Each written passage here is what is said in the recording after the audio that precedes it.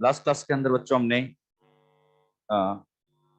To jeans का polygenic inheritance वाला quantitative character हमने समझा था। अब बच्चों आज जो हम क्वांटिटेटिव कैरेक्टर समझेंगे ये थ्री जीन्स का है। टू जीन्स का जो कैरेक्टर हमने समझा था उसका फिनोटाइपिक रेशियो आया था 1 4 6 4 1। तो 1 4 6 4 1 वो फिनोटाइपिक रेशियो आया था। आज हम सीखने जा रहे हैं वो थ्री जीन्स का। अब इसमें हमें एग्जाम्पल और उसके फिनोटाइपिक रेशियो को अच्छे से ध्यान में रखना है। आपकी एनसीईआरटी में पॉलीजेनिक इनहेरिटेंस में ये थ्री जीन्स का ही समझा रखा है, तो मैं भी आपको बच्चों थ्री जीन्स वाला ही सिखा रहा हूँ, तो इसको आप ध्यान समझिएगा। थ्री जीन्स वाले में सबसे पहले हमने यहाँ पर पेरेंट्स में ले लिया। जब भी बच्चों पेरेंट्स देते हैं तो पेरेंट्स में एक में हमने यहाँ लिया है मैक्सिमम एक्सप्रेशन, इसका क्रॉस करवाया जा रहा है मिनिमम एक्सप्रेशन वाले के साथ। Minimum expression cross with maximum, maximum minimum का यहाँ क्रॉस करा रहे। अच्छा, यहाँ पे जो हमने एग्जांपल लिया है ये है ह्यूमन स्किन कलर। हम बच्चों ह्यूमन स्किन कलर को समझने जा रहे हैं, और आप जानते हैं स्किन कलर को कंट्रोल करने के लिए कितनी जीन्स है, 3 पॉलीजीन्स होती हैं। इस 3 जीन्स को हम समझने जा रहे हैं। ह्यूमन स्किन कलर का एग्जांपल हम ले रहे हैं। अच्छा, स्किन कलर में 3 जीन्स है, मैक्सिमम एक्सप्रेशन कब आएगा? जब सारे के सारे डोमिनेंट एलील हो। अगर मैं इसके सारे डोमिनेंट एलील लिखूं तो यहां मैक्सिमम एक्सप्रेशन में डोमिनेंट एलील ए बी और सी, यहां पर सारे के सारे बच्चों रिसेसिव आ जाएंगे। इसमें सारे के सारे रिसेसिव आएंगे, तो इसमें सारे डोमिनेंट आ जाते हैं, यहाँ सारे रिसेसिव आ जाते हैं। जब सारे के सारे डोमिनेंट हो तो इसमें जो स्किन कलर बनता है, ये स्किन कलर यहाँ पर बनेगा डार्क, तो यहाँ स्किन कलर डार्क बनता है। ये डार्क स्किन कलर को हम एक तरह से नाम दे सकते हैं ब्लैक स्किन कलर, या इसी को बच्चों निग्रो के नाम से जानते हैं। तो डार्क स्किन कलर ब्लैक का है या निग्रो का है, एक ही बात है। अच्छा, सारे अगर रिसेसिव है तो इससे स्किन कलर लाइट बनता है। यहाँ एग्जैक्ट आपके एनसीईआरटी में ये लिखा है लाइट स्किन कलर। और लाइट स्किन कलर जो है इसको हम और अच्छे सीखने के लिए लेते हैं कि ये व्हाइटिश कलर है, कलर का फॉर्मेशन नहीं हो पाया है। अच्छा, इन दोनों पेरेंट्स का क्रॉस करा रहे हैं, जिसमें एक में डार्क स्किन कलर है, एक में व्हाइट स्किन कलर है। जब दोनों पेरेंट्स का यहाँ क्रॉस कराएंगे तो पेरेंट्स के क्रॉस करने के बाद अब यहाँ पर F1 जनरेशन बनेगी। F1 जनरेशन का हम जीनोटाइप लिखे तो इधर से आएगा कैपिटल ए, इधर से स्मॉल ए, तो इन दोनों के क्रॉस से बनेगा ए small A, B small B, C small सी। अच्छा, इस क्रॉस में आप ध्यान से देखोगे तो यहाँ पर डोमिनेंट एलील 3 ही बचे। अच्छा, यहाँ डोमिनेंट कितने थे? 6। तो डार्क स्किन कलर आया, क्या डोमिनेंट एलील कम हो गए? तो स्किन कलर भी यहाँ पर हल्का सा डाउन हो जाता है। और यहाँ जो स्किन कलर आता है ये बच्चों आता है इंटरमीडिएट। यहाँ बच्चों इंटरमीडिएट ब्राउन कलर आता है। ये जो इंटरमीडिएट ब्राउन कलर होता है इसी को एग्जैक्टली मलेटो कलर के नाम से जाना जाता है, कि यहाँ एक मलेटो कलर बन जाता है। इंटरमीडिएट ब्राउन का फॉर्मेशन हुआ। ये बच्चों F1 जनरेशन आई। अब इस F1 से F2 निकालना है। F2 निकालने का तरीका आप सभी जानते हैं, क्या किया जाए? यहाँ पर बच्चों सिप मैटिंग की जाती है। एनिमल के लिए, ह्यूमन के लिए सेल्फिंग वर्ड नहीं बोला जाता है, इसके लिए हम सिप मैटिंग या इनब्रीडिंग नाम दिया जाता है। जैसे मैंने वर्ड बोला इनब्रीडिंग, समझ गए? इनब्रीडिंग का मतलब सेम जीनोटाइप वाले के बीच में क्रॉस। तो यहाँ पर A small A, B small B, C small C का cross A small A, B small B, C small C से कराते हैं। सेम जीनोटाइप वाले के बीच में यहाँ क्रॉस कराते हैं। अच्छा, यहां से गैमीट बनाए, कितने बनेंगे? ट्राई हाइब्रिड है, 2 की पावर n 8। इधर से जब गैमीट बनाएंगे तो कितने बनेंगे बच्चों? 8। इधर से गैमीट बनाए तो यहां से भी 8, और 8 का जब पूरा चेकरबोर्ड ड्रॉ किया जाए तो यहां पर चेकरबोर्ड बनेगा 64 का। एक 64 का भारी भरकम सा चेकरबोर्ड बनेगा। हमें वो चेकरबोर्ड नहीं बनाना है, हमें उस चेकरबोर्ड से कोई लेना देना नहीं है। बनाएंगे तो 64 कम बना सकते हैं, लेकिन कोई मतलब नहीं, कभी क्वेश्चन बनते नहीं। अब हम 64 के चेकरबोर्ड को नहीं बना के डायरेक्ट उसके कंक्लूजन लिखते हैं। यहां पर कंक्लूजन में मैं सबसे पहले लिखने जा रहा हूं नंबर ऑफ डोमिनेंट अलील, और उस डोमिनेंट अलील के रिस्पेक्ट में यहां पर क्या फिनोटाइप आएगा वो बच्चों हमें समझना है कि यहां पर फिनोटाइप क्या बनता होगा। सबसे पहले तो आप मुझे बताओ डोमिनेंट अलील मैक्सिमम कितने हो सकते हैं? मैक्सिमम 6। ज्यादा से ज्यादा डोमिनेंट एलील की हम बात करें तो यहाँ पर 6 हो सकते हैं, उससे कम 5, उससे कम 4 3 2 1 0। मतलब मैंने डोमिनेंट एलील को डिक्रीजिंग ऑर्डर में किया। अब सभी बच्चों बताओ, अगर सारे के सारे डोमिनेंट एलील है तो स्किन कलर कौन सा आएगा? ब्लैक, या इसको हम कहें क्या ये डार्क स्किन कलर आएगा? और ये डार्क स्किन मतलब एक तरह से हो जाएगा ब्लैकिश कलर। ये यहाँ पर ब्लैक कलर, स्किन का कलर एकदम डार्क है, ब्लैक कलर। अब डोमिनेंट एलील कितने बचे? 5। 5 है तो इसमें स्किन का कलर थोड़ा सा साफ होता है, और यहां पर आ जाता है डार्क वेरी डार्क ब्राउन। यहां पर स्किन कलर जो आता है ये वेरी डार्क, लेकिन ध्यान रखना ब्लैक नहीं, डार्क में भी कौन सा है, ब्राउन, तो वेरी डार्क ब्राउन यहां बन। अच्छा, 4 डोमिनेंट एलील है तो यहां पर कलर बन जाता है डार्क ब्राउन। 3 डोमिनेंट एलील है तो यहां पर कलर बनता है इंटरमीडिएट, इंटरमीडिएट ब्राउन। और इसी इंटरमीडिएट ब्राउन के लिए हम एक शब्द और लिख देते हैं, क्या, मलेटो। ध्यान रखना मलेटो कलर कब आता है, जब डोमिनेंट एलील कितने हो, 3। 2 डोमिनेंट एलील है तो यहाँ स्किन कलर आता है लाइट कलर या लाइट ब्राउन। अच्छा, यहाँ एक डोमिनेंट एलील है तो ये और डाउन हो जाता है वेरी लाइट ब्राउन, यहाँ पर वेरी लाइट ब्राउन। और डोमिनेंट एलील अगर सारे के सारे एब्सेंट है तो इसमें लाइट स्किन कलर आ जाता है। ये लाइट स्किन कलर जिसको हम कह सकते हैं व्हाइटिश कलर आ जाता है। तो जरा ध्यान दीजिए, जैसे जैसे डोमिनेंट एलील कम होते जा रहे हैं, क्या स्किन का कलर साफ होता जा रहा है? स्किन का कलर किस पे डिपेंड कर रहा है, डोमिनेंट एलील की नंबर पे। और जब कोई कैरेक्टर नंबर पे डिपेंड करे, क्वालिटेटिव क्वांटिटेटिव, तो ये एक तरह का quantitative character. Skin colour quantitative character है, कितनी जीन्स का, 3 जीन्स का। अब बच्चों यहां पर इसका हम फिनोटाइपिकेशन निकाले। अगर हम इसमें फिनोटाइपिकेशन निकालते हैं तो ये जो डार्क स्किन कलर वाले बनते हैं ये 1 बनते हैं। अब इस पूरे चेकर बोर्ड को हम सोल्व करें तो ये 1 बनेगा, हम इसको डायरेक्ट लिखेंगे। अच्छा, वेरी डार्क ब्राउन वाले ये बनते हैं 6, ये वाले बनते हैं 15 और ये बनते हैं 20। अब मैं नहीं बताऊंगा, आप खुद सोचो। मैंने आपको लास्ट क्लास में बताया था जिस प्रोपोर्शनल में बढ़ता है उसी प्रोपोर्शनल में डाउन होता है। तो बताओ ये कितना, 15, ये बोलो 6, ये 1। तो यहां पर 1 6 15 20 15 6 1, जिस प्रोपोर्शनल में इंक्रीज हुआ उसी में ही डिक्रीज हुआ। फिर मैं आपसे अब 3 क्वेश्चन पूछूंगा, बताइए यहां पेरेंटल कितने, हाँ हमने सीखा था पेरेंटल हमेशा 2 ही होते। क्वांटिटेटिव कैरेक्टर की खासियत है कि ये बच्चों डार्क स्किन कलर पेरेंटल है, लाइट स्किन कलर पेरेंटल है, मतलब एक पेरेंटल ये है और एक पेरेंटल ये है। तो यहाँ पेरेंटल की नंबर केवल और केवल 2 ही है, बाकी ये जितने भी ये सारे इंटरमीडिएट के नाम। अच्छा, किसकी नंबर ज्यादा होती है, पेरेंटल या इंटरमीडिएट? तो यहाँ इंटरमीडिएट बहुत सारे आते हैं। आप देखेंगे एकदम डार्किश कलर पर्सन बहुत कम मिलेंगे, एकदम व्हाइटिश भी बहुत कम मिलेंगे। हम जितने भी ये सारे इंटरमीडिएट कलर वाले आते हैं, तो इंटरमीडिएट स्किन कलर यहाँ पर ज्यादा मिलते हैं। मैक्सिमम एक्सप्रेशन वाले में सोच समझ के जवाब देना, कितने डोमिनेंट एलील है? मैक्सिमम एक्सप्रेशन यही आ सकता है, बताओ कितने डोमिनेंट एलील है, 6। मिनिमम वाले में 0। जिनकी नंबर सबसे ज्यादा है उसमें डोमिनेंट एलील, नंबर ज्यादा सबसे ज्यादा ये है, इसमें डोमिनेंट एलील कितने हैं, 3। तो ऐसे यहाँ पे क्वेश्चन बनते। अब बच्चों इसका सिंपल कंक्लूजन हम निकाले। सबसे पहले मैं आपसे पूछूंगा फिनोटाइपिक, बोलो बच्चों 1 6 15 20, आगे बोलो 15 6 1।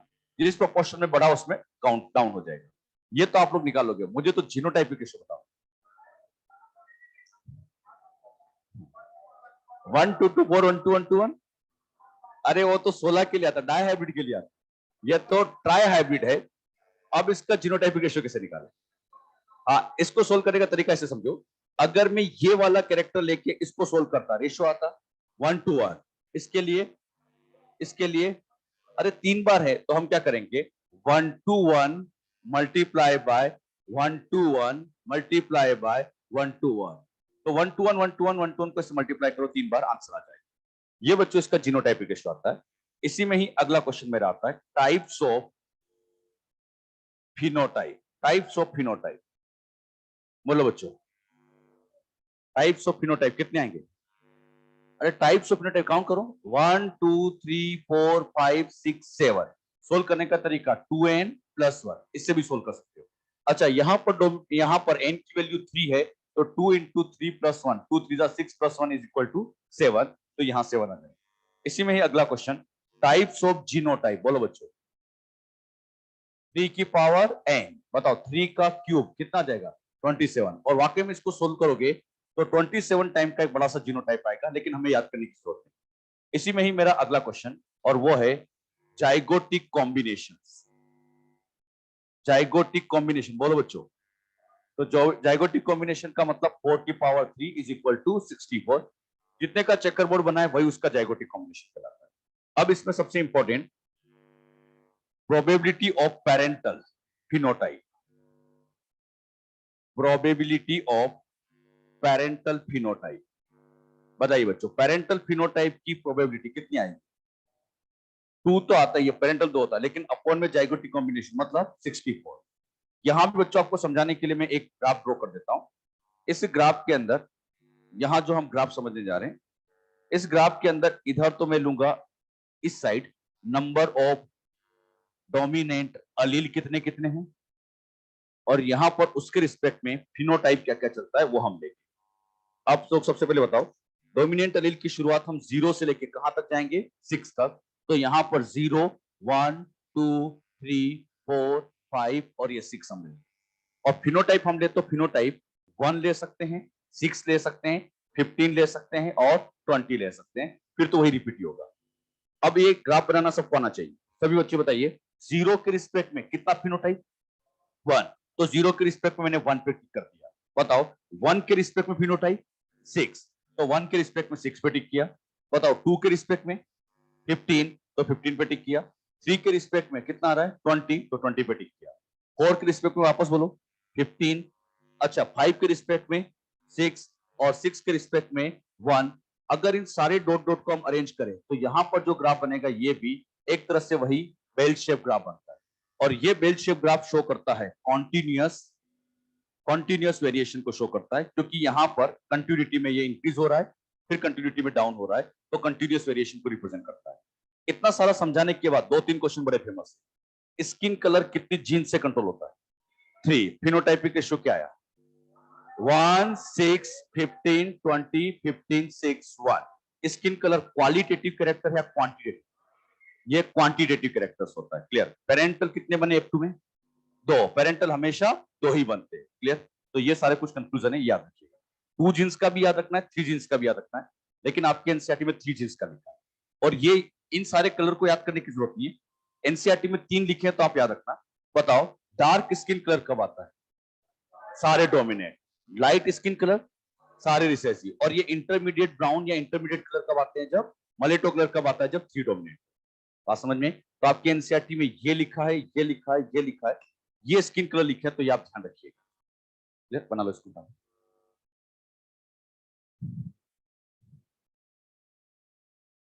हाँ म्यूटेशन होता तो इसमें एकदम कहीं पे एलिवेशन है।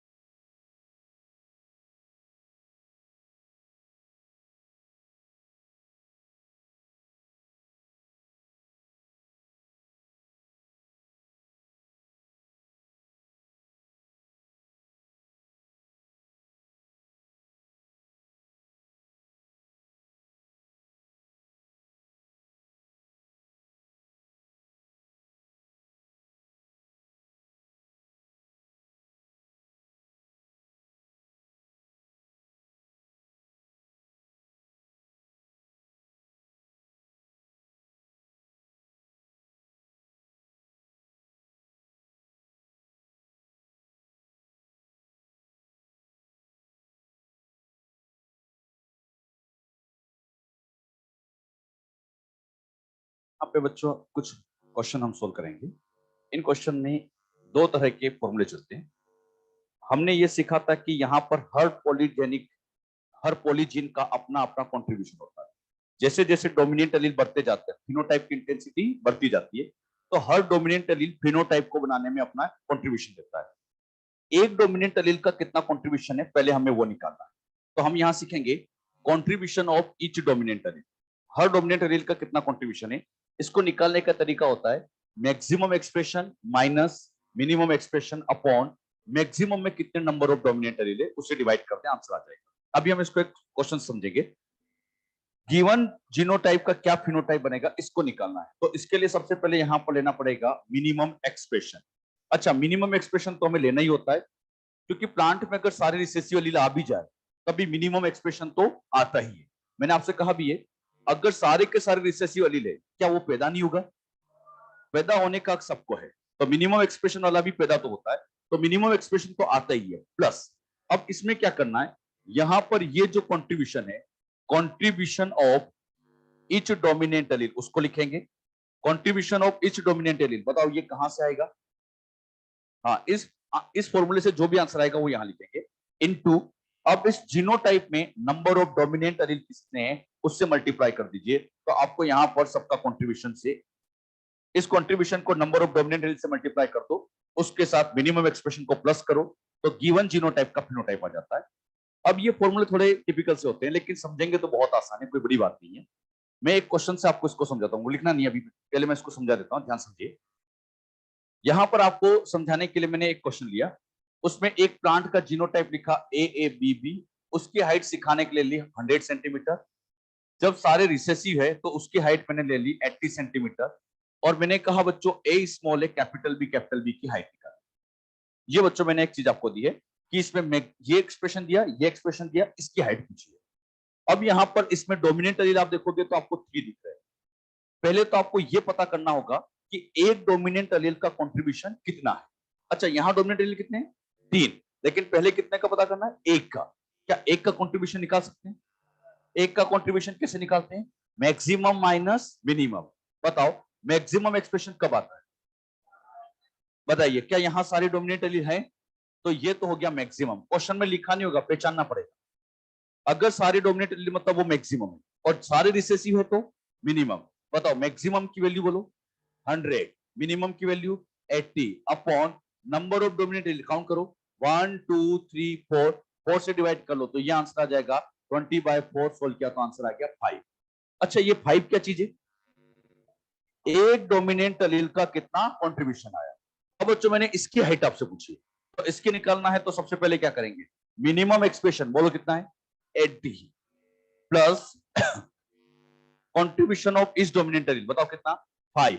यहां से जो आंसर आया वो पुट कर दिया into number of dominant allele कितने हैं? 1 2 3, तो 3 से मल्टीप्लाई किया, आंसर यहां आ जाएगा 95 आ गया। इसको बच्चों ये तो मैंने फॉर्मूले समझा दिया, अब कंसेप्ट भी समझ लो। 80 सेंटीमीटर हाइट, क्या ये आना ही आना है? बताओ 80 सेंटीमीटर तो आना ही है, क्यों?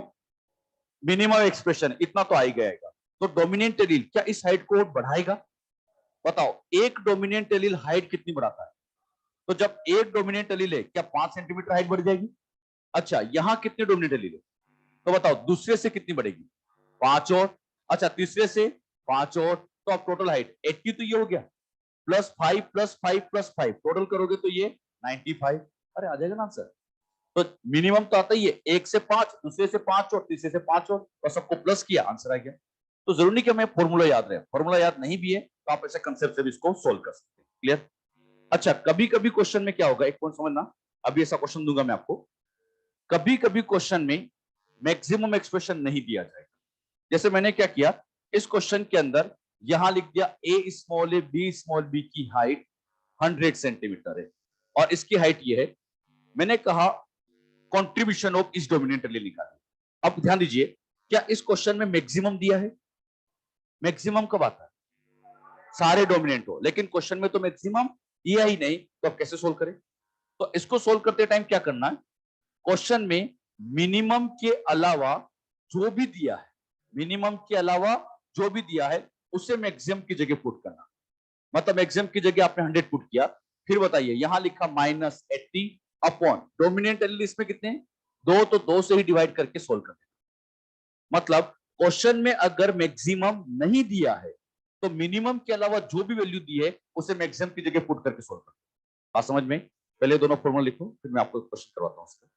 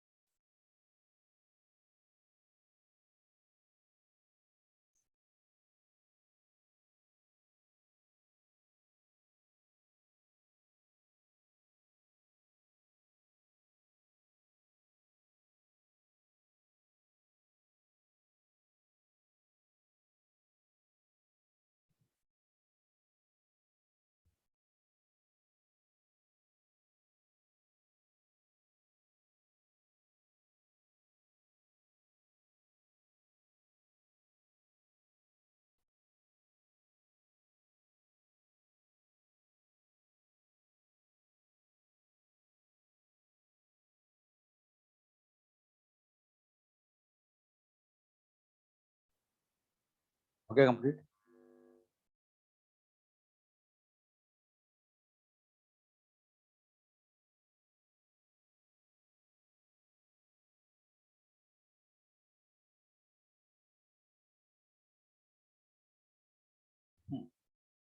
लिखिए question.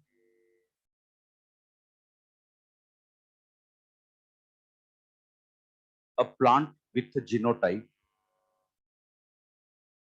a plant with genotype, capital A, capital A, capital B, capital B. A plant with genotype, capital A, capital A, capital B, capital B, have 200 centimeter height. Have 200 centimeter height. This plant crossed with small a, small a, small b, small b. This plant crossed with small a, small a, small b, small b. Genotypic plant. This plant crossed with small a, small a, small b, small b. Genotypic plant, which have 120 centimeter height.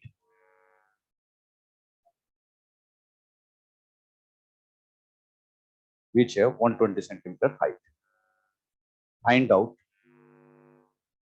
height of offspring.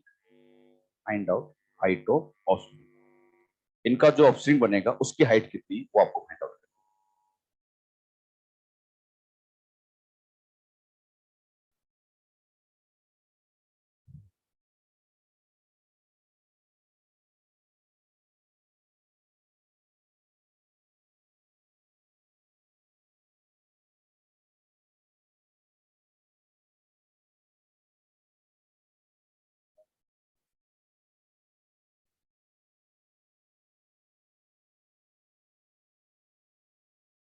नहीं, वो तो दिया जाएगा question, minimum तो दिया ही जाएगा, क्योंकि अगर डोमिनेंट आएगा तो मिनिमम कैसे हो सकता है?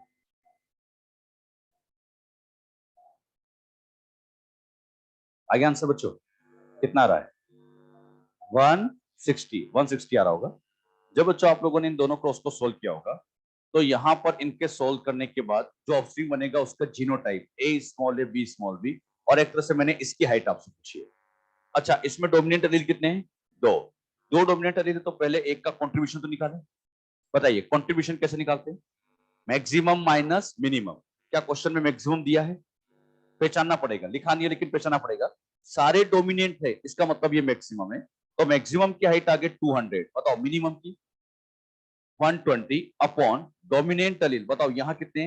1 2 3 4, तो 4 से इसको डिवाइड किया तो यहाँ आंसर आ जाएगा 200 माइनस 120 कितना आ गया?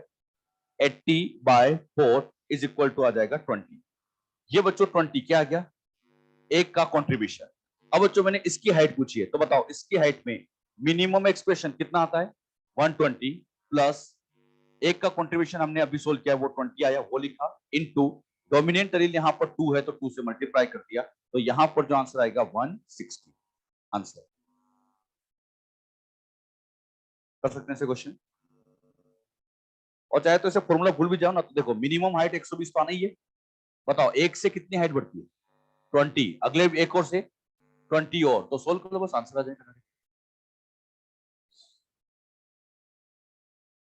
देखिए क्वेश्चन हो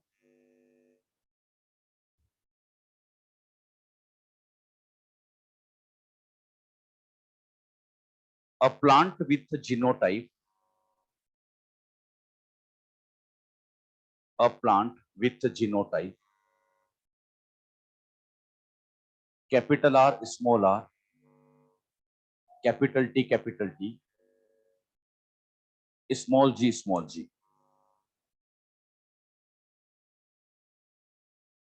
produce fruit of produce fruit of 300 gram produce fruit of 300 gram while minimum weight of fruit is 210 gram 210 gram 210 gram while minimum weight of fruit is 210 gram find out पहला question maximum weight of fruit और दूसरा weight of fruit weight of capital R capital T capital G small g genotypic plant.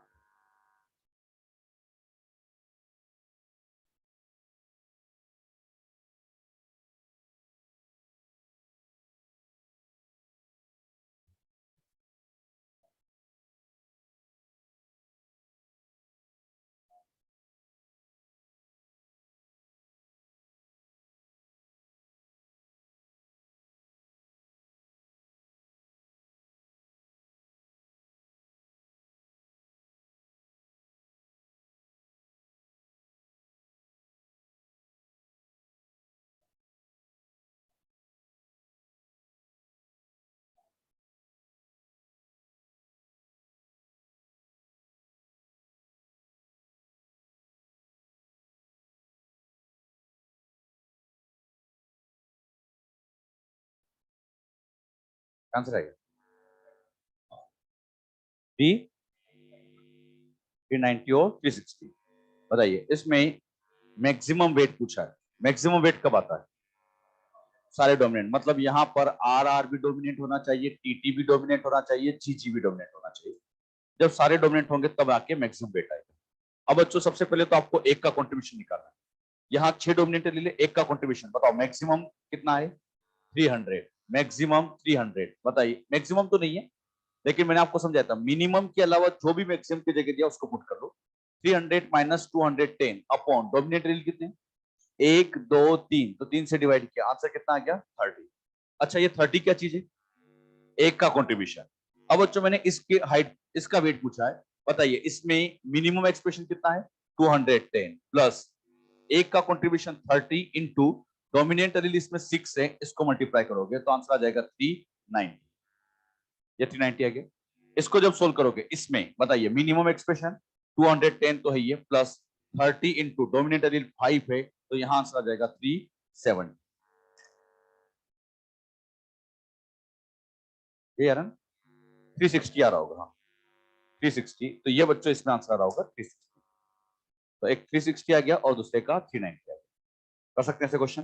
तो ऐसे घुमा फिरा के यहाँ से कई सारे क्वेश्चन होते हैं। अब पॉलीजेनिक इनहेरिटेंस मैंने आपको पूरी समझा दी उसके क्वेश्चन भी सोल्व करा दिए। अब इनमें से 2-3 बातें बस अच्छे से याद रखना। पॉलीजेनिक का एग्जांपल कौन कौन सा है ह्यूमन स्किन कलर कितनी जीन का 3 जीन का और फिनोटाइपिक 2 जीन का कितना है 1 4 6 4 1 और 3 जीन का 1 6 15 20 15 6 1। और एक बात हमने हमेशा सीखी पेरेंटल किसी भी बात करें, कितनी भी जीन्स की बात करें, पैरेंटल ऑलवेज 2 होते हैं। बस ये बात यहाँ पे इंपॉर्टेंट होती है। अब बच्चों अगला टॉपिक हम समझने जा रहे हैं और वो है साइटोप्लाज्मिक इनहेरिटेंस।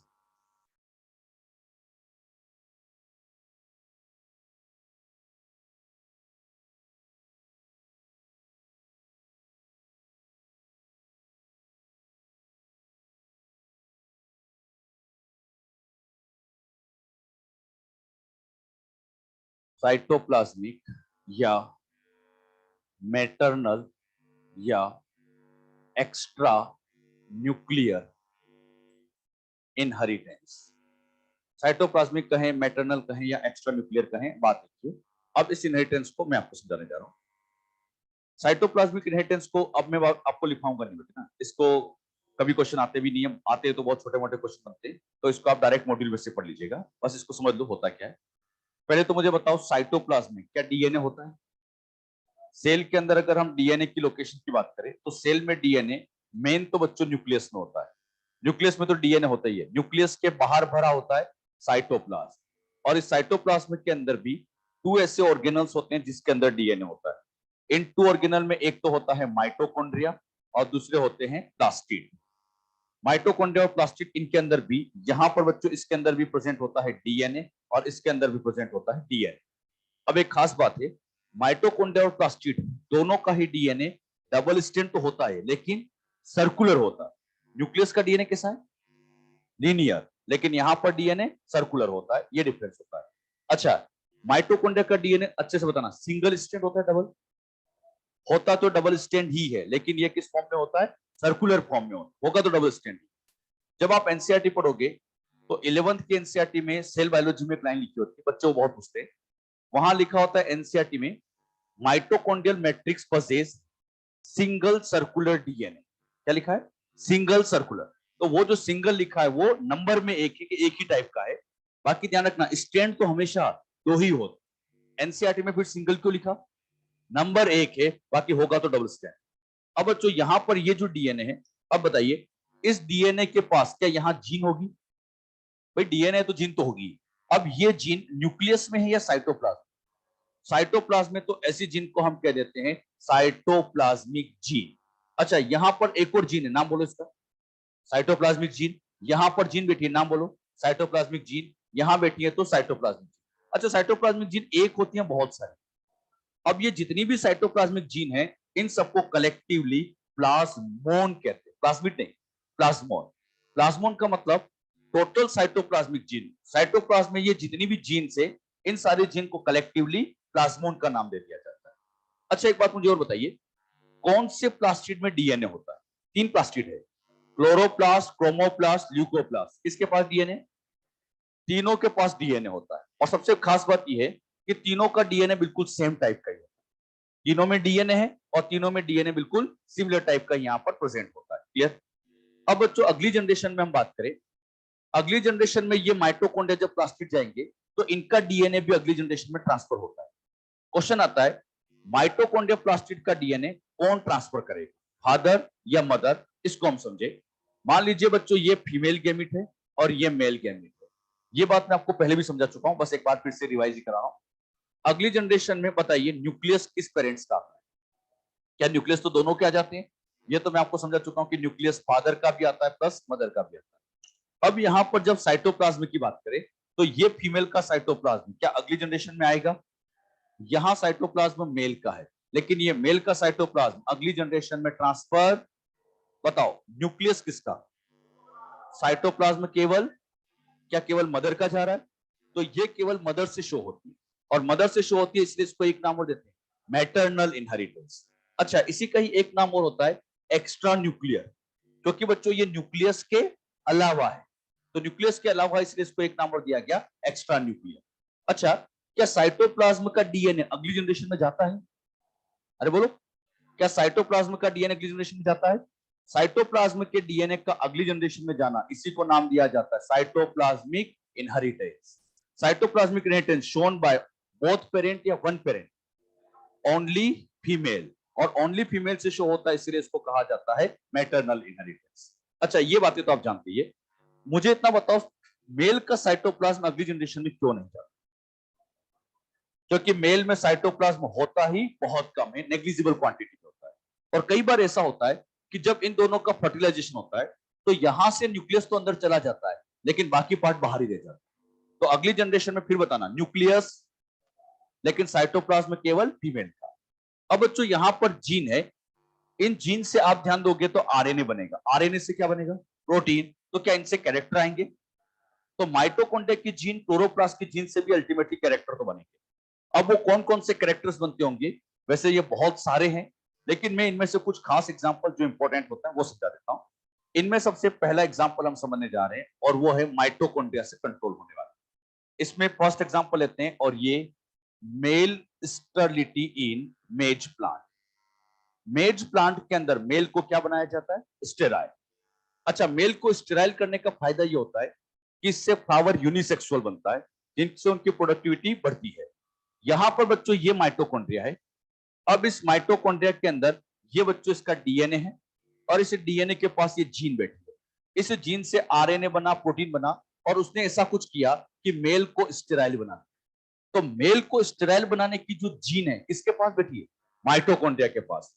तो माइटोकॉन्ड्रिया के पास ऐसी कुछ स्पेशल जीन होती है जो मेल को स्टेराइल करती है, लेकिन किसके केस में? मेज के केस में। तो मेज प्लांट में मेल को स्टेराइल करने की जीन माइटोकॉन्ड्रिया के पास। अगला एग्जांपल मैं ले लेता हूं और वो है प्लास्टिड से कंट्रोल होने वाला। इस प्लास्टिड से कंट्रोल वाले में दो एग्जांपल बताऊंगा। पहला हम सीखेंगे एल्बिनिज्म इन मेज प्लांट। पहले तो मुझे बताओ एल्बिनिज्म होता क्या है? कलर बनना या नहीं बनना? तो कलर का नहीं बनना उसी को हम एल्बिनिज्म कहते हैं। ये एल्बिनिज्म ह्यूमन में तो होती है। ह्यूमन में आपने बहुत सारे ऐसे लोग देखे होंगे जिनकी बॉडी पर बिल्कुल कोई स्किन कलर होता ही नहीं है, एकदम व्हाइटिश टाइप के होते हैं, वो कहलाते हैं एल्बिनिक। अच्छा, ये एल्बिनिज्म प्लांट में भी देखी जाती है। मेज प्लांट की अगर हम बात करें तो मेज प्लांट में लीव्स का कलर सभी बच्चे जानते हैं, ग्रीन कलर की लीव्स होती है। यहां पर ये जो लीव्स है ये लीव्स आ गई ग्रीन कलर की। पहले मुझे इतना बताओ, ग्रीन कलर कौन से पिगमेंट से आता है? यहां पर इसको लाने के लिए एक पिगमेंट काम में लिया जाता है, उस पिगमेंट का नाम क्लोरोफिल। अरे पिगमेंट क्लोरोफिल होता है। हाँ, यहां पर जो पिगमेंट काम में लिया जाता है उसका नाम क्या है? क्लोरोफिल। और ये पिगमेंट जिस ऑर्गेनल्स के अंदर बैठा है, जिस प्लास्टिड के अंदर बैठा है, ये कहलाता है क्लोरोप्लास्ट। इस क्लोरोप्लास्ट के अंदर ऐसी थाइलेकोइड्स होती है और इसी थाइलेकोइड्स पर ये क्लोरोफिल पिगमेंट बैठा होता है। तो यहां पर थाइलेकोइड के ऊपर क्लोरोफिल। कई बच्चे तो क्लोरोफिल क्लोरोप्लास्ट सब एक ही समझते हैं, सब मोहमाया है। हाँ, लेकिन बच्चों इनमें डिफरेंस होता है। क्लोरोफिल क्या है? पिगमेंट। और पूरी स्ट्रक्चर का नाम क्लोरोप्लास्ट। तो बिल्कुल ढंग से नाम देना है। ये पिगमेंट क्लोरोफिल होता है। अब इस पिगमेंट को बनाने के लिए यहां पर जो जीन है ये बच्चों इसके डीएनए के पास है। क्लोरोप्लास्ट के पास जो डीएनए, इसके पास ये जीन है और इसी जीन से ये क्लोरोफिल पिगमेंट बनता है। अच्छा, जीन किसके पास है? हाँ, जीन किसके पास होती है? क्लोरोप्लास्ट के पास। अब बच्चों यहां पर सोचिए, क्या यहां पर डीएनए है, जीन है, इनमें म्यूटेशन नहीं हो सकता? क्या इनमें म्यूटेशन नहीं हो सकता? हो सकता है, बिल्कुल चांस है। अब बच्चों यहां पर इसकी जीन के अंदर यहां पर म्यूटेशन हुआ। जैसे म्यूटेशन हुआ तो यहां पर जीन में गड़बड़ होने की वजह से मैं कहूंगा प्रॉपर क्लोरोफिल का प्रोडक्शन नहीं हो पाया। अच्छा, क्लोरोफिल नहीं बना तो ग्रीन कलर नहीं आएगा, तो इससे बच्चों प्लांट की लीव्स कलरलेस हो जाएगी। ग्रीन कलर नहीं बन पाया, कलरलेस हो गई। और ये जो कलरलेस लीव्स है इसी का नाम दिया जाता है एल्बिनिज्म। अब आप मुझे बताओ ये एल्बिनिज्म कैसे आ गई? म्यूटेशन की वजह से। जैसे ही म्यूटेशन हुआ प्रॉपर पिगमेंट का फॉर्मेशन नहीं हुआ, अरे इसी से तो ये एल्बिनिज्म आई। अब बच्चों इस एल्बिनिज्म की प्रॉब्लम क्या है? अगर लिप ग्रीन कलर की है तो क्या ये फोटोसिंथेसिस करेगी? तो अपना फूड खुद बना लेगी। फोटोसिंथेसिस करेगी, अपना फूड का फॉर्मेशन खुद करेगी। लेकिन अगर यहां पर क्लोरोफिल नहीं बना है तो जरा सोचिए, क्लोरोफिल है ही नहीं तो यहां पर फोटोसिंथेसिस नहीं होगा, फूड का फॉर्मेशन नहीं होगा। और जब फूड नहीं बनेगा तो इसी फूड की कमी से इस प्लांट की डेथ हो जाएगी। मतलब ये जीन इस प्लांट को मार देती है। ये एक तरह से घातक है, लीथल। तो ये एल्बिनिज्म प्लांट के अंदर लीथल होता है क्योंकि इससे प्लांट में फूड का प्रोडक्शन नहीं हो पाता, लीथल होती है, डेंजरस होती है। अगर हम एल्बिनिज्म को ह्यूमन में समझे तो ह्यूमन में भी कलर नहीं बनना एल्बिनिज्म है, लेकिन ह्यूमन में एल्बिनिज्म लीथल नहीं होती है। लेकिन क्या यहां लीथल है? अच्छा, यहां लीथल क्यों है बताओ? फूड का प्रोडक्शन नहीं हो पाया और फूड की कमी से प्लांट की डेथ हो जाती है, इसीलिए इसको क्या कहा जाता है? लीथल। तो ये एल्बिनिज्म यहां पर क्या बनती है बच्चों? लीथल टाइप की हो जाती है। अच्छा, ये कैरेक्टर किससे कंट्रोल हो रहा है? क्लोरोप्लास्ट। तो पूछा जाए क्या क्लोरोप्लास्ट के जीन से कैरेक्टर कंट्रोल होते हैं? यस होते हैं। ये दो एग्जांपल तो मैंने बता दिया। एक थर्ड एग्जांपल जो ज्यादा इंपॉर्टेंट है उसको हम लेते हैं।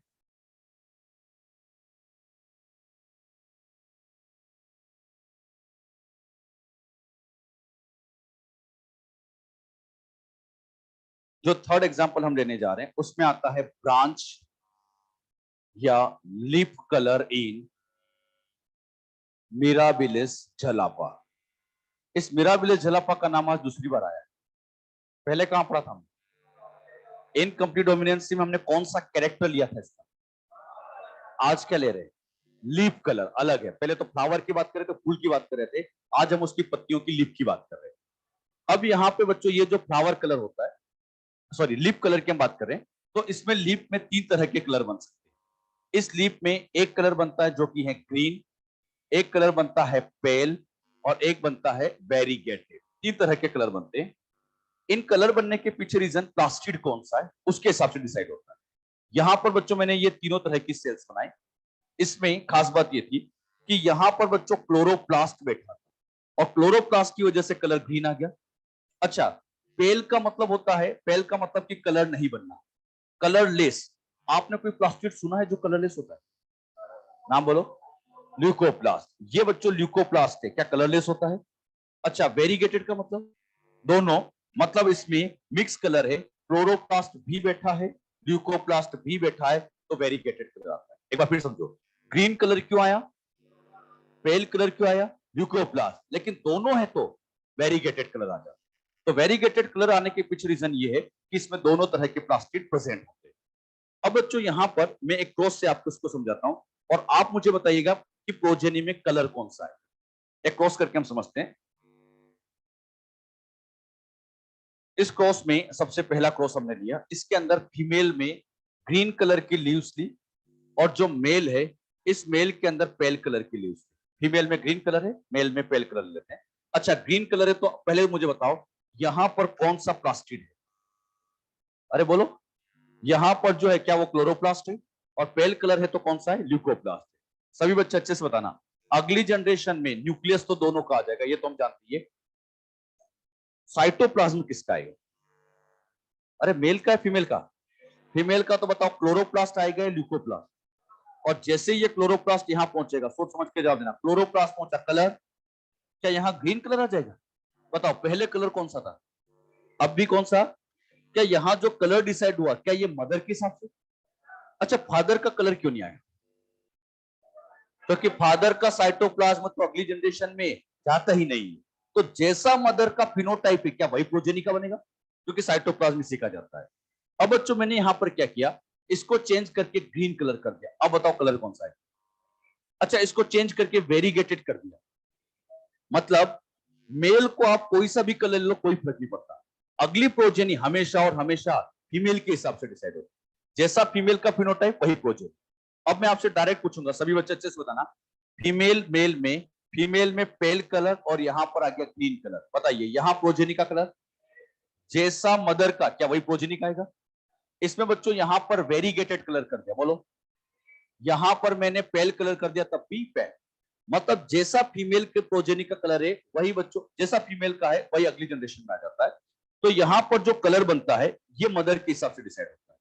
अब बच्चों जो थर्ड केस है ये इंपॉर्टेंट है। इस थर्ड केस में यहां पर फीमेल को ले लिया गया वेरीगेटेड कलर, और मेल को ले लिया गया ग्रीन कलर।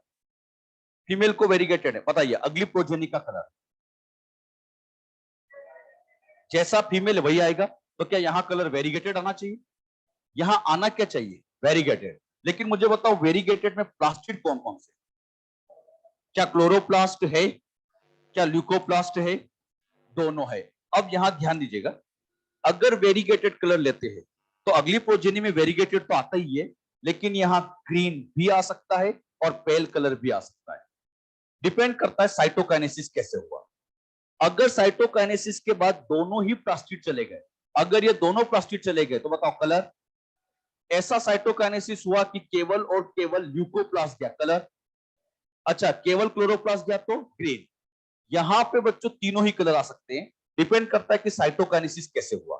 फिर बताता हूं, अगर दोनों गए तो केवल ल्यूकोप्लास्ट पेल, केवल क्लोरोप्लास्ट वेन। तो अगर फीमेल वेरीगेटेड है तो तीनों कलर आ सकते हैं। क्या ये बात समझ में आई? जो हमने साइटोप्लाज्मिक इनहेरिटेंस समझा है, इस कैरेक्टर को डिस्कवर करने का काम कार्ल कोरेंस ने किया था। यहां पे बच्चों कार्ल कोरेंस का नाम आज मैं तीसरी बार ले रहा हूं। पहली बार कार्ल कोरेंस आए थे, मेंडल के काम की रिडिस्कवरी, दूसरी बार इनकम्प्लीट डोमिनेंसी, और तीसरी बार साइटोप्लाज्मिक इनहेरिटेंस। तो कार्ल कोरेंस ने ही साइटोप्लाज्मिक इनहेरिटेंस को डिस्कवर किया था, लेकिन साइटोप्लाज्मिक इनहेरिटेंस की डिस्कवरी लीफ कलर में की थी। हाँ, तो प्लांट मिलाबिलिटी जला पाई, लेकिन यहाँ कैरेक्टर कौन सा था? लीफ कलर का। अब बच्चों इतना सारा समझाने के बाद अब फटाफट दो तीन चीजें बता देना। क्या साइटोप्लाज्म में डीएनए है? कौन कौन से ऑर्गेनल? माइटोकॉन्ड्रिया और प्लास्टिड। अरे नीट में आए थे, अरे ये तो क्वेश्चन आते हैं कि साइटोप्लाज्म में डीएनए कहां होता है? माइटोकॉन्ड्रिया और प्लास्टिड। थोड़ा और टिपिकल बनाते तो किस प्लास्टिड में? सारे। कभी ऐसे पूछ ले ल्यूकोप्लास्ट में डीएनए होता है, तो आप ध्यान रखना तीनों ही प्लास्टिड के अंदर डीएनए प्रेजेंट होता है। क्लियर? फिर हमने कुछ कैरेक्टर लिए। मेल स्टेरिलिटी की जीन कहां है? अरे माइटोकॉन्ड्रिया के पास। एल्बिनिज्म की जीन क्लोरोप्लास्ट या प्लास्टिड के पास। और ये लीफ कलर की जीन कहां होती है? क्लोरोप्लास्ट या ल्यूकोप्लास्ट प्लास्टिड के पास होती है। और ध्यान रखना, female green colour progeny grey, female pale तो प्रोजेनी पेल, लेकिन वेरीगेटेड है तो तीनों आ सकते। समझ गए सब अच्छे से? ये बच्चों होती है साइटोप्लाज्मिक इनहेरिटेंस। अगला जो टॉपिक हम समझेंगे वो बहुत important, chromosomal theory of inheritance.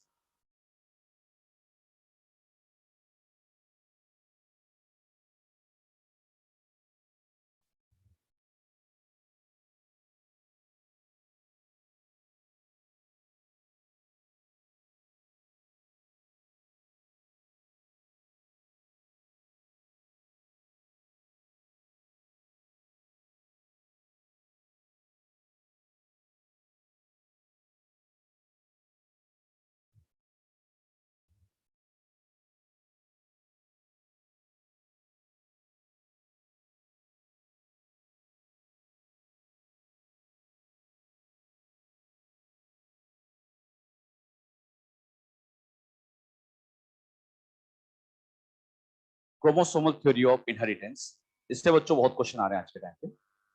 Chromosomal theory of inheritance, इसको समझाने वाले टू साइंटिस्ट थे। इन टू साइंटिस्ट में पहले थे सटन एंड बोवेरी। इन दोनों साइंटिस्ट ने इस थ्योरी को समझाया था 1902 में। यहाँ पे बच्चों ईयर याद रखना इंपॉर्टेंट है। वैसे मैं आपको ईयर कम याद करने के लिए कहता हूँ, लेकिन इसके ईयर इंपॉर्टेंट है तो याद रखिएगा। तो सटन एंड बोवेरी ने 1902 के अंदर क्रोमोसोमल थ्योरी ऑफ इनहेरिटेंस को दिया। अच्छा, दोनों साइंटिस्ट में से कभी एक को टिक करना भी पड़े तो मेन साइंटिस्ट है सटन। सटन ने बच्चों यहाँ पर chromosomal theory of inheritance mainly describe की थी। अब इसमें कहा क्या गया है? हमने जब मेंडल की बातें सीखी थी तो मैंने आपसे कहा था कि मेंडल कहा करता था कैरेक्टर को कंट्रोल करने के लिए फैक्टर होता है। जब भी वो किसी से मिलता हमेशा एक ही लाइन बोलता था, character is controlled by factor. लेकिन जब उससे पूछा जाता था कि ये फैक्टर कहां होते हैं, तो उसका वही जवाब होता था, character is controlled by factor. क्या वो फैक्टर की लोकेशन बता पाता था? वो फैक्टर की लोकेशन नहीं बता पाता था कि फैक्टर कहां प्रेजेंट होते, ये जो जीन है कहां होती। बाद में जब बच्चों मेंडल के बाद की हम बात करें, तो जब माइटोसिस की डिस्कवरी हो गई, मियोसिस की डिस्कवरी हो गई, तो साइंटिस्ट लोग जब मियोसिस को स्टडी कर रहे थे, सदन एंड बोवेरी मियोसिस को स्टडी कर रहे थे, तो उन्होंने एक बात नोटिस की कि जो बातें मेंडल फैक्टर के लिए बोला करता था, जीन के लिए बोला करता था, वही बातें क्रोमोसोम के लिए भी अप्लाई है। मेंडल ने जो बातें किसके लिए बोली थी? फैक्टर के लिए, वही बातें क्रोमोसोम के लिए भी अप्लाई होती है। मतलब दोनों की बातों में सिमिलरिटी है। तो उन्होंने ये समझाया कि मेंडल ने जिस जीन या फैक्टर की बातें की थी, अगर उसी बात को हम क्रोमोसोम पर अप्लाई करके देखें तो इसकी बातों और इसकी बातों में क्या चलती है? सिमिलरिटी। और इसी सिमिलरिटी के बेसिस पर ही ये थ्योरी बनाई गई, क्रोमोसोमल थ्योरी ऑफ इनहेरिटेंस। ये थ्योरी पूरी तरह से मियोसिस पे बेस्ड है। तो मियोसिस के टाइम पर क्रोमोसोम का बिहेवियर देखा, जीन की बातों को अप्लाई किया, तो दोनों की बातों में सिमिलरिटी आई। अब वो सिमिलरिटी क्या थी वो मैं आपको समझाता हूं कि दोनों की बातों में क्या क्या सिमिलरिटी आती। अगर हम सिमिलरिटी की बात करें तो हमने सीखा था, याद करिए, हमने पढ़ा था फैक्टर क्या पेयर की फॉर्म में होती? याद करो, factor occur in the form of pairs. तो यहां पर मैं कह सकता हूं ये जीन या फैक्टर पेयर की फॉर्म में होती। तो अगर हम क्रोमोसोम की बात करें तो ये क्रोमोसोम भी बच्चों पेयर की फॉर्म में होता है। जैसे समझो ये सेल है, इसमें ये कैपिटल टी और ये स्मॉल टी। बताओ ये कैपिटल टी क्या है? फैक्टर। बताओ स्मॉल टी क्या है? फैक्टर। और ये दोनों आपस में मिला के क्या बन गया? पेयर। पेयर का मतलब दो है। अरे हमेशा जब भी हम एल लिखते दो ही तो लिखते हैं। तो बताओ फैक्टर किस फॉर्म में? पेयर। अब मैंने क्या किया, यहां क्रोमोसोम बनाया आपके सामने। जब सेल में हम क्रोमोसोम की बात करें तो हमारी सेल डिप्लॉइड होती है, ज्यादातर ऑर्गेनिज्म में डिप्लॉइड सेल है। तो इसका ये क्रोमोसोम 1 है, तो इसके जैसा क्या एक क्रोमोसोम और भी होगा? ये 1 1 क्या होमोलोगस क्रोमोसोम? और इन्हीं होमोलोगस क्रोमोसोम का यहां बन जाता है पेयर। अब बताओ फैक्टर किस फॉर्म में? तो बताओ क्रोमोसोम, पेयर। क्या दोनों की बात एक जैसी है? मेंडल ने कहा था फैक्टर पेयर की फॉर्म में, सदन बोरी ने कहा क्रोमोसोम भी पेयर की फॉर्म में। दोनों की बात सिमिलरिटी मिली। फिर बच्चों इन्होंने दूसरा पॉइंट दिया। इन्होंने मेंडल ने कहा था गैमीट फॉर्मेशन के टाइम पर, at the time of gamete formation, दोनों फैक्टर एक दूसरे से अलग होते, सेग्रीगेशन होता है। जब यहां पर गैमीट बनेंगे तो मुझे बताओ, आप ही बताना, मैं नहीं सिखाऊंगा। यहां पर गैमीट में बताओ, इस गैमीट में दोनों में से एक, मान लो यहां कैपिटल टी आ गया तो इधर, तो बताइए क्या ये दोनों सेपरेट हो गए? अब यही बात मियोसिस के टाइम पर अप्लाई की गई। जब मियोसिस के टाइम पर क्रोमोसोम पर अप्लाई किया गया तो गैमीट बनते टाइम यह देखा गया कि यहां पर ये जो दोनों क्रोमोसोम का पेयर है ये भी सेपरेट होता है। अच्छा ये वाला वन इधर चला गया तो क्या दूसरा वाला वन भी इधर ही जाएगा? क्या दूसरा वाला वन इधर आएगा? मुझे बताओ गैमीट बनाते टाइम क्या ये दोनों अलग हो गए? क्या ये क्रोमोसोम का पेयर ये भी अलग हो गया? दोनों की बातें कैसी चल रही है? दोनों की बातों में पैरेललिज्म है। जो बातें जीन के लिए है वही बातें क्रोमोसोम के लिए है। ये बात सदन एंड मौरी ने नोटिस की। तो उन्होंने देखा कि मेंडल की बातें और क्रोमोसोम की बातों में काफी कुछ सिमिलरिटी है, और इसी सिमिलरिटी के बेसिस पर थ्योरी बनाई गई, क्रोमोसोमल थ्योरी ऑफ इनहेरिटेंस, कि जो बातें जीन के लिए वो क्रोमोसोम के लिए भी है, तो हम इनहेरिटेंस में क्रोमोसोम का भी रोल रख सकते हैं, क्रोमोसोमल थ्योरी ऑफ इनहेरिटेंस। अब बात आती है दोनों में सिमिलरिटी आती क्यों? सोचो।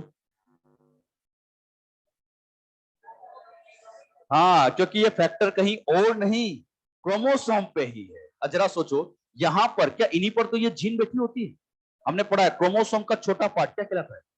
अच्छा यहां पे ले लिया कैपिटल टी तो यहां स्मॉल टी। तो बताओ क्रोमोसोम पेयर की फॉर्म में, अरे इस वजह से जीन पेयर की फॉर्म में। अरे बात समझ में? अच्छा क्या ये क्रोमोसोम अलग हुए तो ये जीन भी अपने आप अलग हो जाएगी? अरे बात समझ में आई? तो मुझे बताओ जीन और क्रोमोसोम के बिहेवियर में सिमिलरिटी क्यों आती है? क्योंकि ये जीन कहीं और नहीं, क्रोमोसोम पर ही बैठी है। अरे इसी वजह से तो पता चला है कि दोनों में सिमिलरिटी है। क्या मेंडल क्रोमोसोम, मेंडल क्या जीन की लोकेशन बता पाता था? लेकिन बाद में जब ये सिमिलरिटी आई तो सिमिलरिटी से पता चला कि जीन कहीं और नहीं, क्रोमोसोम पर ही बैठी है, और इसी बेसिस पे थ्योरी बनाई गई, chromosomal theory of inheritance. Chromosomal theory of inheritance किस पे बेस्ड है? Mitosis, meiosis. इस थ्योरी में क्या कहा गया? जीन का बिहेवियर और क्रोमोसोम का बिहेवियर बिल्कुल सेम होता है। और अब हमें पता चला सेम क्यों होता है, क्योंकि जीन कहीं और नहीं, क्रोमोसोम पर ही बैठी है। अब बच्चों जब आप इसको एनसीईआरटी में पढ़ते हो तो एनसीईआरटी में एक ऐसी टेबल बना रखी है। जब ये टेबल आप पढ़ोगे तो आप लोगों को पहला पॉइंट समझ में आता है, दूसरा पॉइंट भी समझ में आता है, लेकिन जैसे तीसरे पॉइंट पे जाते गड़बड़ियां चालू हो जाती है। ये तीसरा पॉइंट समझ में नहीं आता। आइए उसको समझने की कोशिश करें। यहां पर लैंग्वेज में लिखता हूं क्या लिखा है। यहां लिखा है बच्चों independent pairs segregate independently to each other. यहां ऐसी लैंग्वेज है। और यहां जो लैंग्वेज है थोड़ी सी अलग है। One pair segregate independently to another pair. ये बच्चों इस तरह की लैंग्वेज है। दोनों तरफ आप जब पढ़ोगे तो इस तरह की कुछ लैंग्वेज वहां पर बना रखी है। अब इनको हम समझने की कोशिश करें कि यहां पर क्या लिखा है। देखा जाए तो लगभग सेम सही है, लेकिन शब्दों का खेल है, थोड़ा सा डिफरेंस है। यहां पर लिखा है इंडिपेंडेंट पेयर। क्या यहां इंडिपेंडेंट पेयर लिखा है? यहां पर क्या लिखा है? One pair. अब बच्चों आपको समझाने के लिए पहले मैंने ये इंडिपेंडेंट पेयर की बात समझा देता हूं क्या होता है।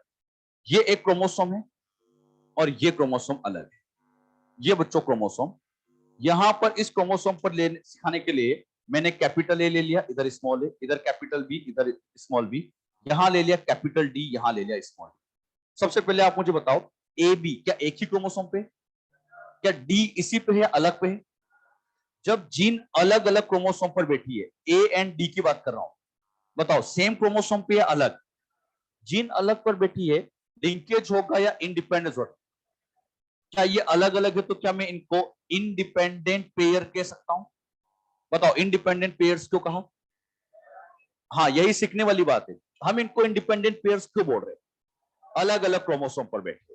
अब यहां पर अगर मैं ए और बी की बात करूं, ए एंड बी की बात करूं, ए और बी अलग क्रोमोसोम पे है, सेम, और जब ये सेम क्रोमोसोम पे है तो इनको हम इंडिपेंडेंट पेयर्स नहीं बोले। तो समझ में आया? बताओ एडी को इंडिपेंडेंट पेयर क्यों बोला, पहले इतना बताओ। अलग क्रोमोसोम पे है, लेकिन ए भी इंडिपेंडेंट नहीं है, ये तो साथ जाए, क्योंकि ये एक ही क्रोमोसोम पे लिंकेज शो कर रहे हैं। अब बच्चों ये जो लाइन है, मैं एक बार इसको जीन और क्रोमोसोम पर अप्लाई करके देखता हूं। ये लाइन भी यहां जीन और क्रोमोसोम पर अप्लाई करके देखते हैं और चेक करते हैं कौन सा किसके लिए सही है। पहले जीन पर अप्लाई करके देखते हैं। ये लाइन जीन पर अप्लाई करे, ये लाइन जीन पर अप्लाई करे। अब यहां पर पहले तो आप लोग शब्दों को समझो। यहां बच्चों स्टार्टिंग में लैंग्वेज में लिखा है इंडिपेंडेंट पेयर, तो सोच समझ के जवाब देना।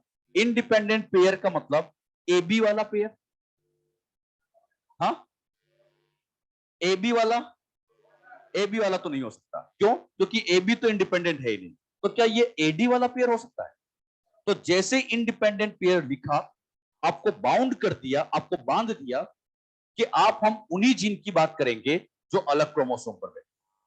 जैसे इंडिपेंडेंट पेयर मिला, मतलब समझ गए कि अलग अलग क्रोमोसोम पे जीन बैठी, उसकी बात करती है।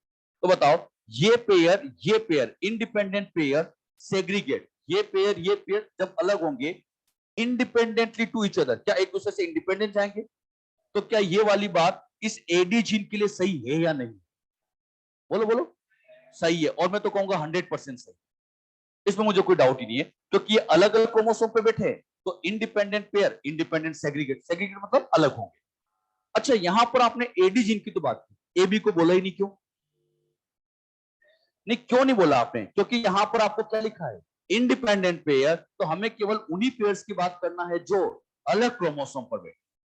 आपको बाउंड कर दिया कि आप अलग क्रोमोसोम के बारे में सोचिए। हम यहां पर ए बी की चर्चा करेंगे ही नहीं, क्योंकि ए और बी इंडिपेंडेंट पेयर है ही नहीं। तो हम केवल एडी की बात करेंगे, और एडी के रिस्पेक्ट में ये बात 100% सही। लेकिन यहां पर प्रॉब्लम क्या है? क्या यहां इंडिपेंडेंट पेयर लिखा है? यहां तो हम सबकी बातें करेंगे। अरे इंडिपेंडेंट पेयर ने तो सबकी बात करो। अब मैं यहां पर ए बी जीन की भी बात करता हूं और एडी जीन की भी बात करता हूं। सोच समझ के जवाब देना। अगर मैं ए बी जीन पर ये लाइन अप्लाई करूं, ए बी जीन पर one pair segregate independently of another pair, ये पेयर इंडिपेंडेंटली जाएंगे, साथ साथ जाएंगे। तो बताओ ये वाली लाइन इस जीन के लिए सही या गलत? क्योंकि ये इंडिपेंडेंट नहीं जा रहे, ये तो साथ साथ जा रहे। तो बताओ ये लाइन ए बी जीन के लिए, बोलो बोलो बोलो, ए बी जीन के लिए गलत है, क्योंकि ये इंडिपेंडेंट नहीं, साथ जा रहे। साथ क्यों जा रहे हैं? क्योंकि एक ही क्रोमोसोम पर। साथ क्यों जा रहे हैं? क्योंकि एक क्रोमोसोम। अच्छा, अब यही लाइन एडी जीन पर अप्लाई करें, एडी पर। तो a gene one pair segregate independently of another pair, ये पेयर क्या इंडिपेंडेंटली सेग्रीगेट होंगे? तो बताओ एडी जीन के लिए ये बात, मतलब ये लाइन कुछ जीन के लिए सही है, कुछ के लिए सही नहीं है। मतलब ये may be true may be false वाली कंडीशन है। ये जीन के लिए सही हो भी सकता है, नहीं भी हो सकता। मैं आपसे पूछूंगा, बताओ ये जीन के लिए कब सही है? जब जीन अलग अलग क्रोमोसोम पर बैठी है। कौन सी जीन के लिए गलत है? Same chromosome. तो क्या ये लाइन जीन के लिए सही गलत कुछ भी हो सकती है? लेकिन ये 100% सही है, क्योंकि हमने वही जीन ली जो इंडिपेंडेंट लिखाई हुई है। तो लिखा इंडिपेंडेंट पेयर है, तो हमने इंडिपेंडेंट पेयर की बात की, तो ये बात जीन के लिए सही। कुछ समझ में आया सबको अच्छे से? अब क्वेश्चन आएगा, ये स्टेटमेंट जीन के लिए 100% सही है, अरे बोलोगे? फिर ये स्टेटमेंट आएगा जीन के लिए 100% सही है, नहीं, ये जीन के लिए सही हो भी सकता है, नहीं भी हो सकता। कब सही? अलग अलग क्रोमोसोम पर बैठा है। कब गलत? सेम क्रोमोसोम पर बैठा है, तो ये सही हो भी सकता है, नहीं भी हो सकता है। अब बात करें क्रोमोसोम की। मैंने इस बात को क्रोमोसोम पर अप्लाई करके देखा। यहां पर बच्चों क्रोमोसोम की चर्चा कर रहे हैं। अगर हम क्रोमोसोम की बात करें तो बताइए, ये पेयर और ये पेयर, बताओ डिपेंड इंडिपेंड? अरे अलग अलग ही तो है। तो बताओ ये पेयर इंडिपेंडेंट है। इंडिपेंडेंट पेयर क्या इंडिपेंडेंटली सेग्रीगेट होंगे? क्रोमोसोम के लिए बिल्कुल सही। फिर यहां लिखा वन पेयर, बताओ ये pair segregate independently to another pair, इस पेयर से क्या इंडिपेंडेंटली सेग्रीगेट होगा? तो क्रोमोसोम के लिए देखा जाए तो दोनों ही सही है। अरे कुछ समझे? बताओ क्रोमोसोम के लिए कौन सा सही है? दोनों सही है। जीन के लिए ये 100% सही है, लेकिन ये हो भी सकता है और नहीं भी हो सकता। अब बात ये आती है, आपके एनसीईआरटी में कहा गया कि कौन जीन के लिए सही, कौन क्रोमोसोम के लिए। तो बताओ क्या ये जीन के लिए 100% सही है, तो इसको जीन के लिए मान लेते, और ये जीन के लिए मान लिया तो इसको क्रोमोसोम के लिए मान लेते। तो आपके एनसीईआरटी के अकॉर्डिंग उसका आंसर हमें देना भी पड़े तो ये जीन के लिए, ये क्रोमोसोम के लिए, लेकिन एग्जैक्टली हमने समझ लिया क्रोमोसोम के लिए तो दोनों ही सही है। जीन के लिए ये सही है, लेकिन ये तो सही हो भी सकता है, नहीं भी हो सकता है। क्या कुछ समझ में आया? अब मैं आपसे पूछूंगा, क्या जीन का बिहेवियर क्रोमोसोम के बिहेवियर में सिमिलरिटी है? कैसे सिमिलरिटी? क्या दोनों पेयर में होती है? क्या गैमीट बनाते टाइम ये अलग होते हैं, क्या ये भी अलग होते हैं? ये सिमिलरिटी आती क्यों है? क्योंकि जीन कहीं और नहीं, क्रोमोसोम पर ही बैठी है। तो क्या सिमिलरिटी तो आना ही है। तो सिमिलरिटी आने के पीछे रीजन यही है, और इसी सिमिलरिटी के बेसिस पर कौन सी थ्योरी बनाई गई? Chromosomal theory of inheritance. इस थ्योरी में बस यही कहा गया था जीन और क्रोमोसोम में सिमिलरिटी होती है, और ये थ्योरी देने वाले साइंटिस्ट थे सडन एंड बोर्ड। कुछ समझ में आए? ये लाइन बच्चे पढ़ते रहते हैं एनसीईआरटी में, लेकिन कुछ समझ नहीं पाते हैं, लेकिन है बहुत आसान सी बात। तो लिख लीजिए इसमें कुछ बातें।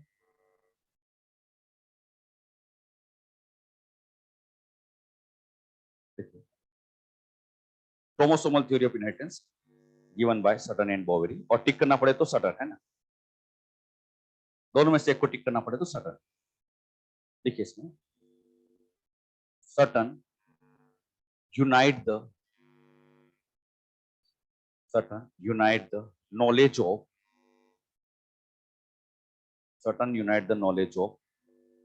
Mendel's principle. Certain unite the knowledge of Mendel's principle, bracket में लिखना factor with chromosomal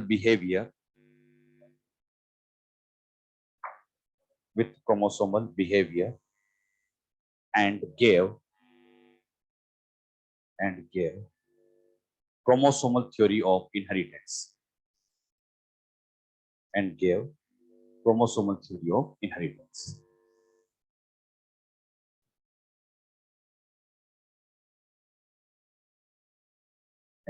This theory is based on meiosis. ये मियोसिस पे बेस्ड है, क्योंकि क्रोमोसोम का ये पेयर होना ये सब मियोसिस में होता है, माइटोसिस में नहीं। This theory is based on meiosis. According to this theory,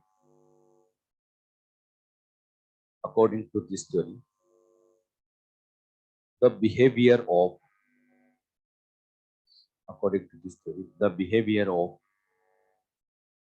gene is parallel, bracket में सिमिलर, एनसीईआरटी में पैरेलल वर्ड लिखा है।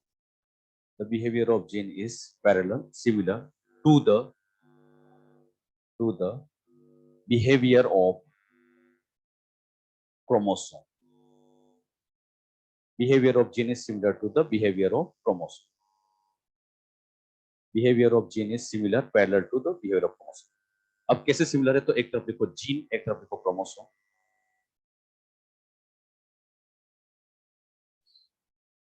जीन दोनों में सिमिलरिटी कैसे? लिखिए अकर इन पेयर,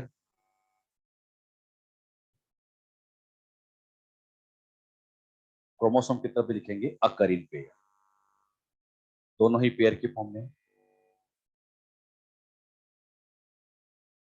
फिर जीन की तरफ at the time of gamete formation, at the time of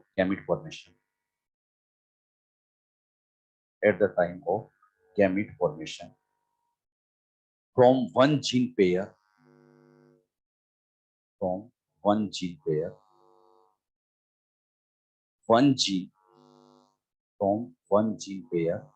gene will enter into one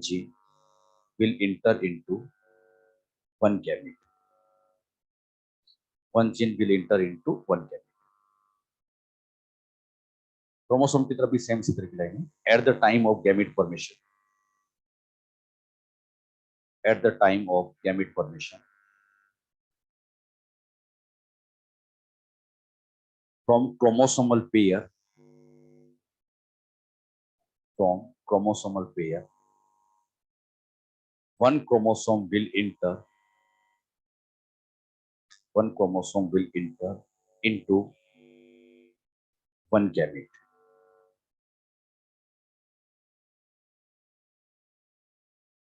फिर जीन की तरफ देखना, independent pairs segregate, independent pairs segregate independently to each other.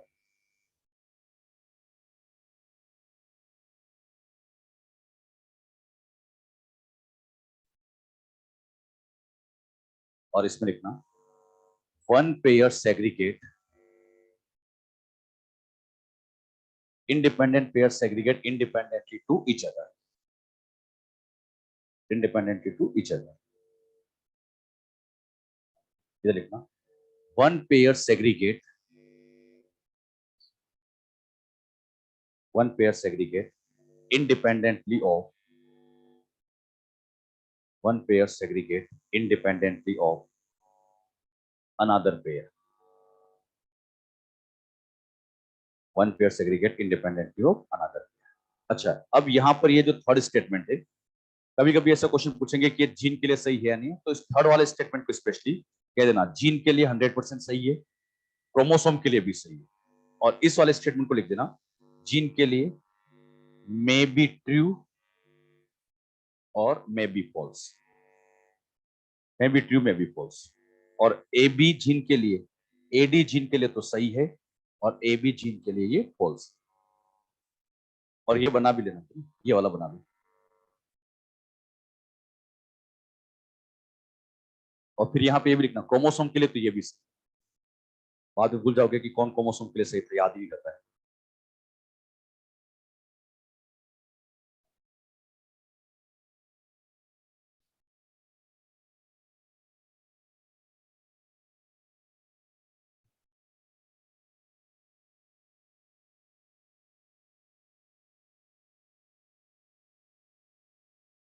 Discrete मतलब सेपरेट, मिक्स नहीं होना।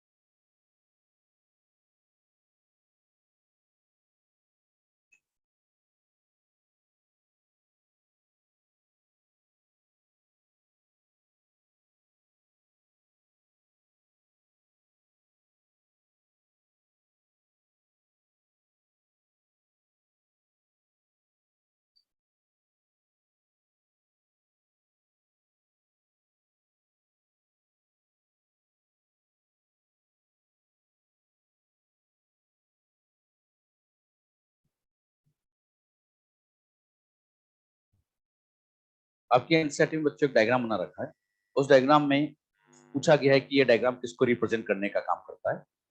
इसमें बच्चों ये मान लीजिए दोनों होमोलोगस क्रोमोसोम 1 1 और ये 2 2 है, ये ऊपर वाले दोनों 1 1, नीचे वाले 2 2, सेम एज ये 1 1 होमोलोगस, ये 2 2 है। मैंने आप लोगों को पहले भी ये बात सिखाई है, फिर से बता रहा हूँ कि जब यहाँ पर ये क्रोमोसोम अरेंज थे, ये अरेंज थे, होमोलोगस आमने सामने अरेंज थे, तो यहाँ पर ये रेड वाला है, ये ग्रीन वाला है, तो दूसरी वाली सेल में क्या इनका अरेंजमेंट उल्टा हो सकता है? अरे बोलो, जहां यहाँ जो अरेंजमेंट है, ये अरेंजमेंट यहाँ पर क्या हो सकता है? उल्टा। तो जब ये क्रोमोसोम इधर जाएगा तो बताओ, यहाँ पर इस ब्लू के साथ कौन सा वाला जाएगा, और जब यहां जाएगा तो ब्लू के साथ, तो बताओ ब्लू के साथ क्या हमेशा रेड आएगा? क्या ग्रीन भी आ सकता है? तो बताओ ब्लू के साथ ये भी आ सकता है, ये भी आ सकता है, डिपेंड इंडिपेंडेंट। अरे अलग अलग क्रोमोसोम है, क्या इंडिपेंडेंट होते हैं? तो इसके साथ ग्रीन, इसके साथ रेड भी आ सकता है, इसके साथ ग्रीन भी आ सकता है, तो ये एक दूसरे से इंडिपेंडेंट होते हैं और इसी को वहां शो किया गया है इंडिपेंडेंट असोर्टमेंट। एनसीईआरटी में जो डायग्राम है मैं आपको बता भी देता हूं, इससे कभी क्वेश्चन बनेगा तो, इससे कभी क्वेश्चन बनेगा तो यही बनेगा।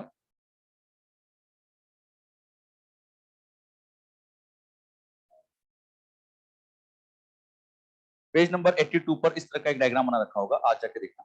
इसमें बच्चों यहाँ पर जैसे ये क्रोमोसोम बना रखा है, यहाँ पर ये ऑरेंज कलर का बना रखा है, इसके साथ यहाँ ग्रीन बना रखा है, इधर रेड बना रखा है। दूसरे डायग्राम में सेम वैसा का वैसा है, बस इस ऑरेंज के साथ इन दोनों को उल्टा कर दिया। तो ऑरेंज के साथ यहाँ पर कौन सा आ गया, रेड आ गया। तो बताओ इसके साथ रेड ग्रीन भी आ सकता है, रेड भी आ सकता है, डिपेंड इंडिपेंडेंट। तो ये इंडिपेंडेंट असोर्टमेंट को शो कर। कभी एग्जाम में क्वेश्चन आए तो इस डायग्राम से यही पूछेंगे, ऐसे डायग्राम छाप देंगे और पूछेंगे ये डायग्राम किसको रिप्रेजेंट करना चाह रहा है। तो किसको रिप्रेजेंट करना चाह रहा है, इंडिपेंडेंट असोर्टमेंट, कि किसी के साथ कुछ भी जा सकता है। क्लियर। ये जो क्रोमोसोमल थ्योरी ऑफ इनहेरिटेंस है, बताओ किसने दी थी, सर्डेन एंड बोहरे। लेकिन इस थ्योरी का प्रैक्टिकल प्रूफ या इसको एक्सपेरिमेंटल प्रूफ देने वाले साइंटिस्ट थे टीएच मॉर्गन। तो लिखिए, chromosomal theory of inheritance, chromosomal theory of inheritance experimentally proved by, chromosomal theory of inheritance experimentally proved by, scientist का नाम आएगा TH Morgan, Thomas Hunt Morgan.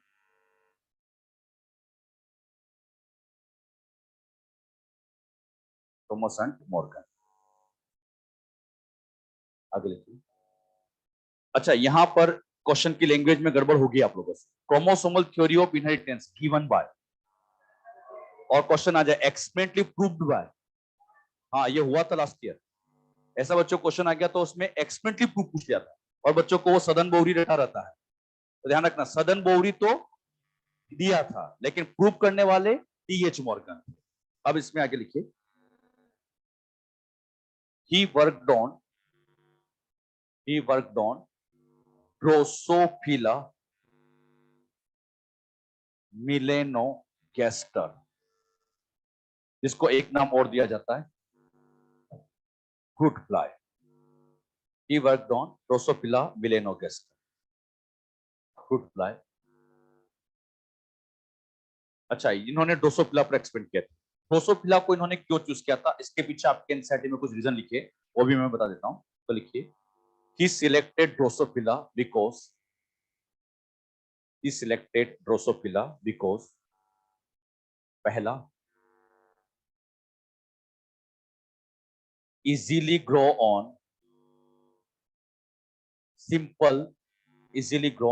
simple synthetic medium, easily grow on simple synthetic medium. इसको बच्चों grow करना आसान है और grow करने के लिए ज्यादा मेहनत नहीं करनी है। जैसे बच्चों जो बनाना होता है, बनाना के जो छिलके हैं उसके ऊपर भी ये ग्रो कर जाती है। ब्रैकेट में लिख देना, इसको ग्रो करने के लिए राइप बनाना का यूज किया जाता है। पके हुए जो बनाना होते हैं उनका यूज कर सकते हैं। सेकंड, शॉर्ट लाइफ स्पान, इनका लाइफ स्पान छोटा होता है और इनका जो लाइफ स्पान होता है ये केवल 2 to 3 वीक्स। अच्छा, 2-3 वीक्स मतलब अप्रोक्सीमेटली 14-15 डेज, 14-15 दिन का लाइफ स्पान है। छोटा लाइफ स्पान होने से क्या फायदा, कम टाइम में क्या ज्यादा जनरेशन को स्टडी कर सकते हैं, तो कम टाइम में ज्यादा जनरेशन को स्टडी कर सकते हैं। ह्यूमन में स्टडी करना बड़ा मुश्किल है।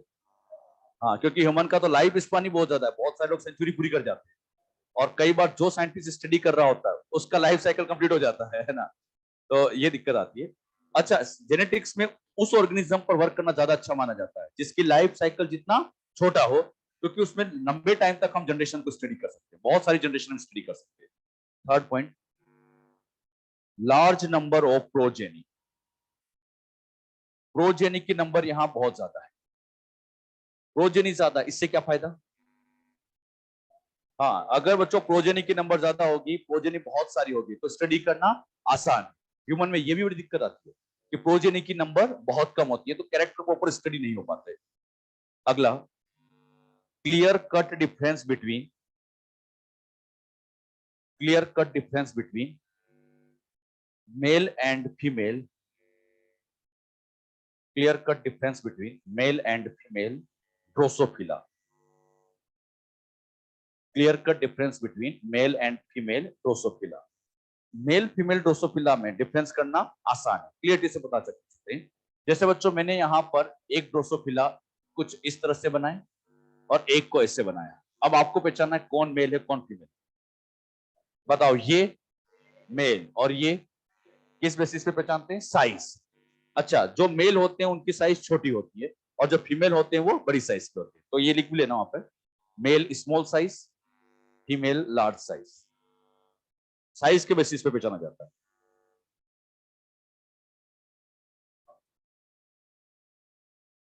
नेक्स्ट आता है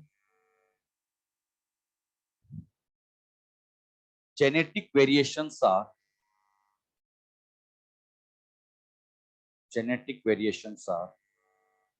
easily observed by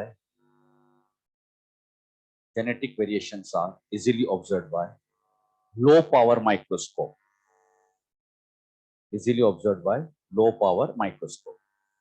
वेरिएशन को बच्चों लो पावर माइक्रोस्कोप से देख सकते हैं। जैसे आपको ड्रोसोफिला का आई कलर देखना है तो ड्रोसोफिला में आई कलर कौन सा होगा?